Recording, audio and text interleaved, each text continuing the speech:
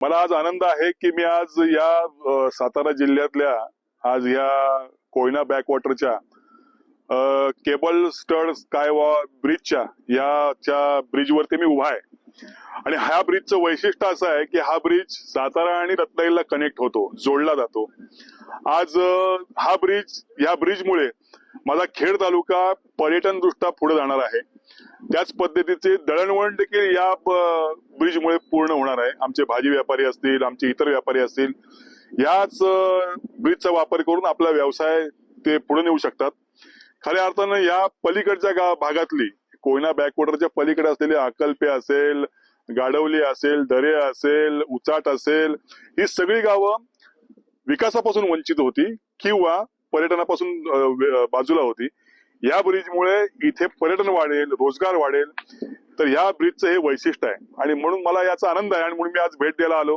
अतिशय उत्तम काम सुरू आहे आणि मला वाटतं 6-1 महिन्यामध्ये हा ब्रिज जनतेसाठी खुला होईल आणि मला खास करून आनंद आहे की हा जो ब्रिजचा रस्ता आहे तो आमच्या रघुवीर घाटामार्गे खोपीत उतरणार आहे आणि आमच्या खेडकडे जाणार आहे। त्यामुळे भविष्यात आमच्या खेडच्या विकासाची दारं यामुळे खुली होणार आहेत, माझ्या इथलं पर्यटन वाढणार आहे। त्यामुळे मी आज भेट द्यायला आलो। अशाच पद्धतीचं दूरदृष्टी असलेलं नेतृत्व आपल्याला लाभलेलं आहे। आमच्या राज्याचे मुख्यमंत्री देवाभाऊ फडणवीस यांची दूरदृष्टी आहे आणि इथले भूमिपुत्र असलेले इथले गावकरी असलेले राज्याचे उपमुख्यमंत्री एकनाथजी शिंदे यांचं देखील दूरदृष्टी आहे। त्यांच्यामुळेच हा आज ब्रिज होतोय।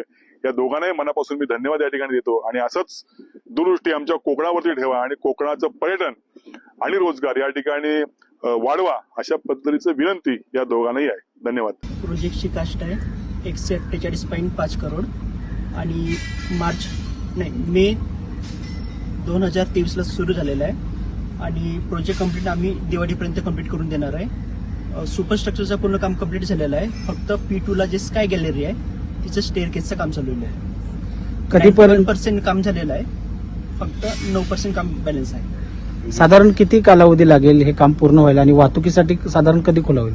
दिवाळीपर्यंत आम्ही वाहतुकीसाठी खुला करू। Agency TNT infra limited, Pune.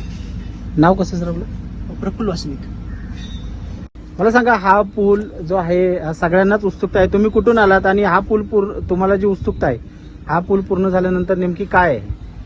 आम्ही ऍक्च्युली पुण्यावरनं आलो। आम्हाला हे ऐकू आलं की हा जो नवीन पूल बांधणार आहे आणि ह्यांनी पुणे काय मुंबईवरनं डायरेक्ट म्हणजे कोकण इकडनं गोवा आणि खाली इतकं सरळ आणि मस्त रस्ता होणार आहे आणि मिनिमम 1 ते 1.5 तास वाचणार आहे, कारण रस्त्याचं काम बाकी। आणि मुख्य म्हणजे आम्हाला असं वाटतं की या एरियामध्ये डेव्हलपमेंट आणि टुरिझमचा पोटेन्शियल म्हणजे हा खूपच छान होणार आहे आणि आमचं असं मत आहे की इथे हे झाल्यावर आपल्या या भागाचं लोकांचं एम्प्लॉयमेंट आणि बाकीचं स्टेट ऑफ लिव्हिंग हा वर जाणारच आहे, इकॉनॉमीवर फायदा होणार आहे आणि वी आर व्हेरी हॅपी।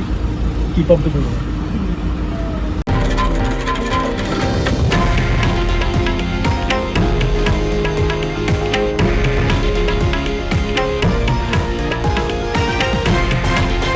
हे आहे देशातील नंबर 1 न्यूज नेटवर्क आणि आपण पाहत आहात TV9 मराठी, एकमेव।